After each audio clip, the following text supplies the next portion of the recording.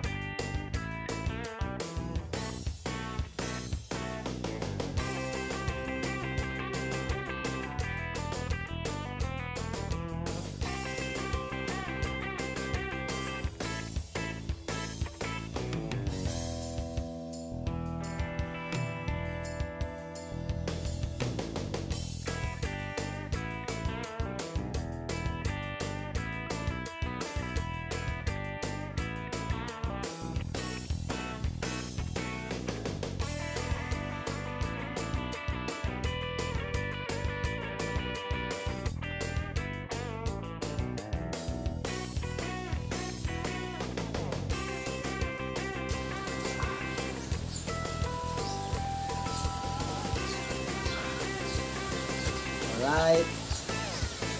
Thank you. Bye-bye.